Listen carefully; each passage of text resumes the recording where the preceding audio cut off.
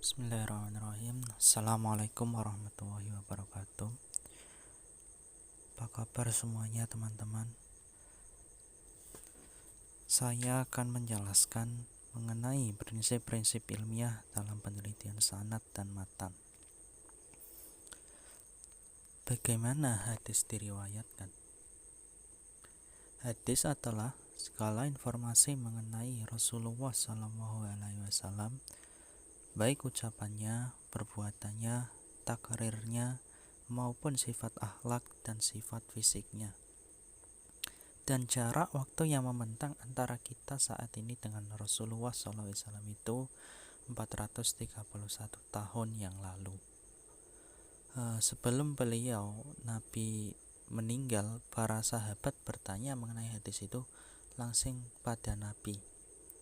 Pasca meninggalnya Nabi Muhammad SAW, transmisi mengenai Nabi tidak boleh hanya didasarkan pada tulisan saja, karena periwayatan melalui tulisan mempunyai banyak reduksi, karena sarana dan sistem penulisannya aksara pada masa itu masih sangat sederhana, belum ada tanda harokat dan titiknya.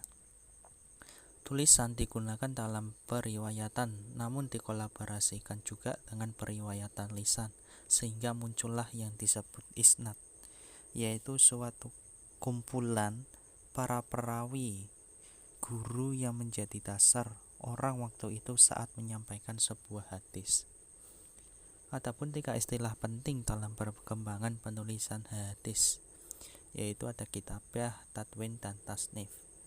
Kitabah itu artinya lebih umum dan terjadi sejak masa sahabat, bahkan sewaktu Nabi itu masih hidup. Lalu ada tadwin. Tadwin adalah aktivitas umat Islam generasi awal dalam mengumpulkan catatan hadis Nabi yang terpisah-pisah. Jadi pada masa ini para generasi awal itu mengumpulkan hadisnya itu yang masih terpisah agar dijadikan satu.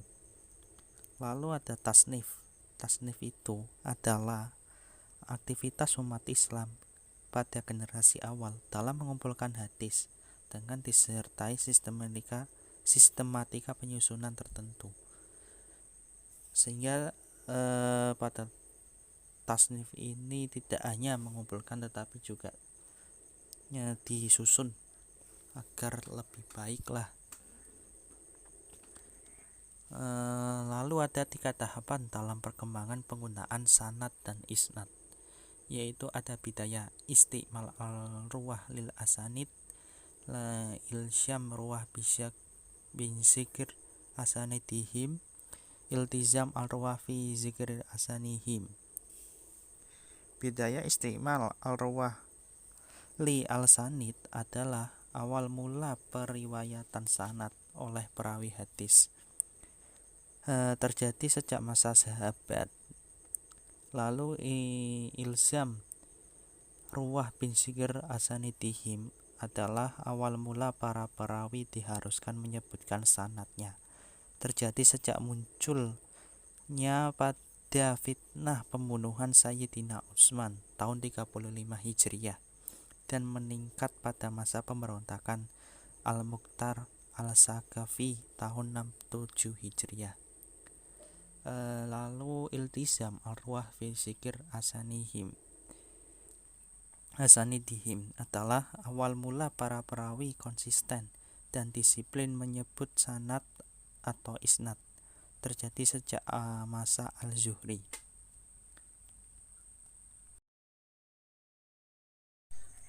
Bagaimana periwayatan hadis dikritisi? Dalam hal ini ada 3 metode yang digunakan muhaddisun untuk mengetahui hal tersebut. Yang pertama ada metode nalar logis, metode induksi, dan metode komparasi. Metode nalar logis ini tujuannya untuk mengetahui tingkat kevalidan suatu informasi hadis. Ada 3 unsur utama yang harus diperhatikan dalam hal ini. Yang pertama al-riwayah, al-ruwat, dan al-marwiyat. Al-riwayah adalah proses mendapatkan informasi harus dilakukan sesuai dengan prosedur dan dilakukan secara langsung atau mutasil. Lalu al-ruwat adalah para informasi harus kredibel, baik itu pada aspek integritas moral maupun aspek profesionalitas. Dan yang ketiga al-marwiyat adalah redaksi hadis tidak mengalami distorsi akibat kesalahan atau pemalsuan, dan substansi informasi harus tidak bertentangan dengan kaidah universal, logika, fakta sejarah, fakta ilmiah, dan juga tidak boleh ada contradiction in terminis. Dengan standar kriteria ini, kemudian muncul pengelompokan hadis kepada beberapa tingkat kualitasnya, yaitu sahih, hasan, dhaif, maudhu. Informasi hadis yang dikategorikan sahih dan hasan ditetapkan sebagai deskripsi valid mengenai realita kehidupan Nabi Muhammad SAW. Adapun informasi hadis yang ditetapkan maudhu maka ditolak sebagai informasi valid tentang kehidupan Nabi Muhammad SAW.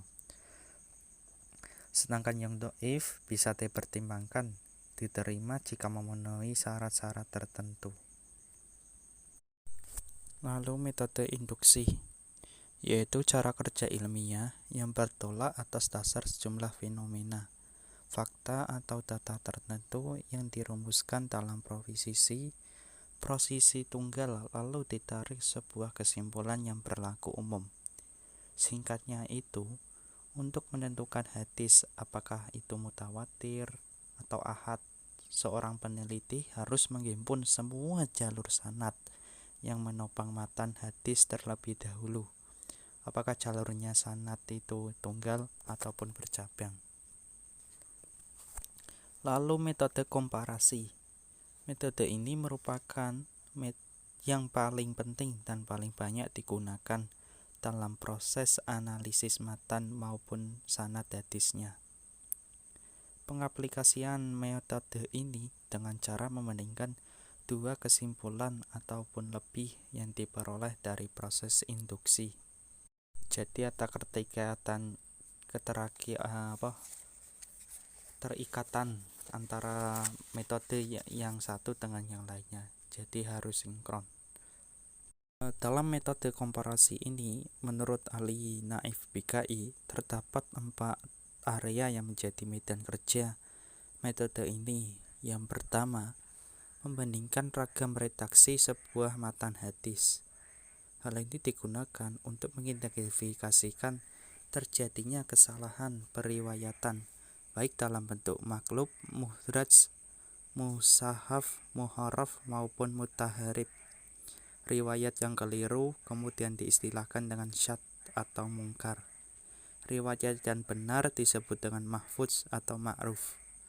Yang kedua, membandingkan periwayatan seorang perawi dengan periwayatan perawi-perawi lain yang mansur kesikahannya. Hal ini dilakukan untuk mengetahui tingkat keakuratan periwayatan al-dabt perawi yang sedang diuji.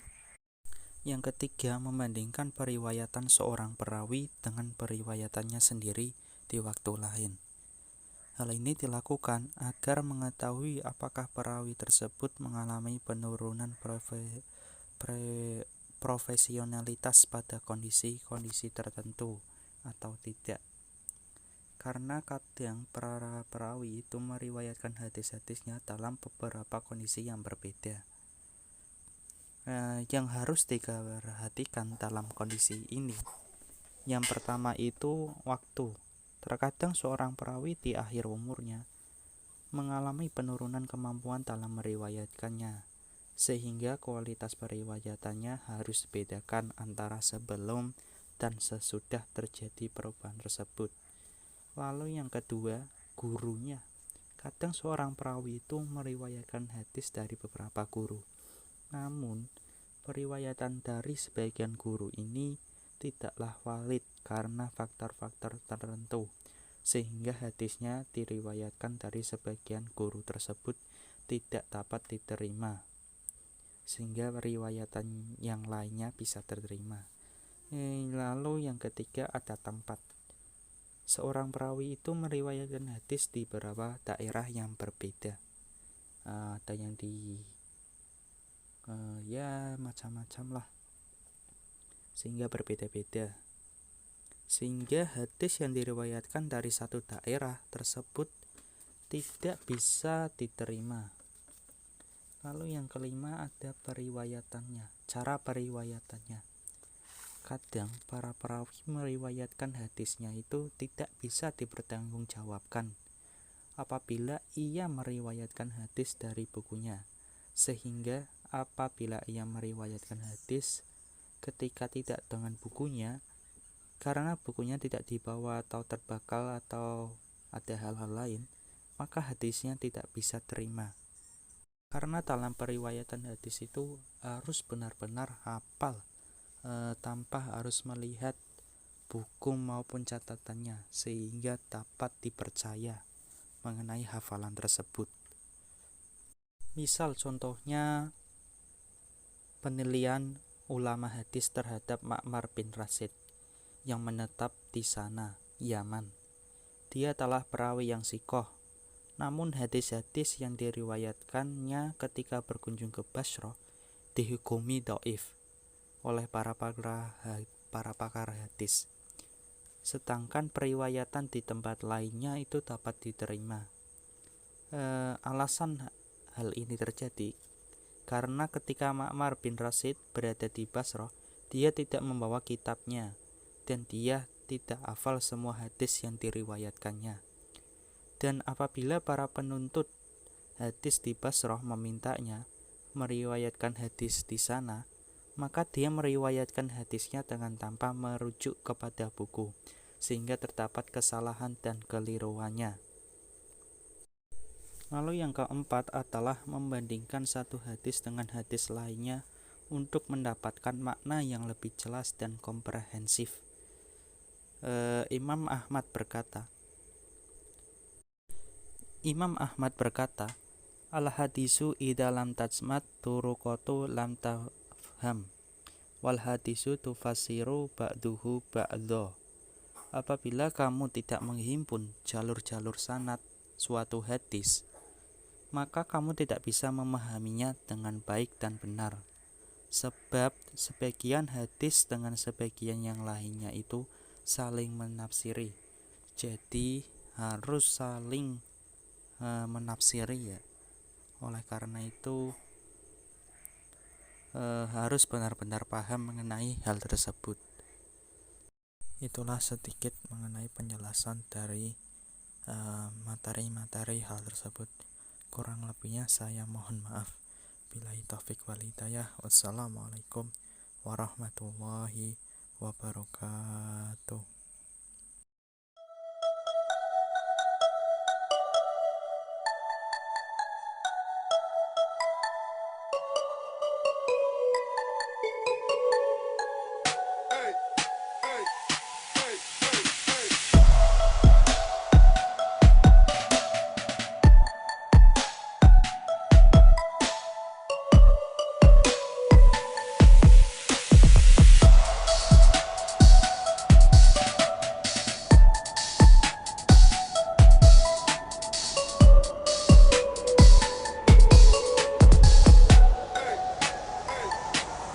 Get it when I get back.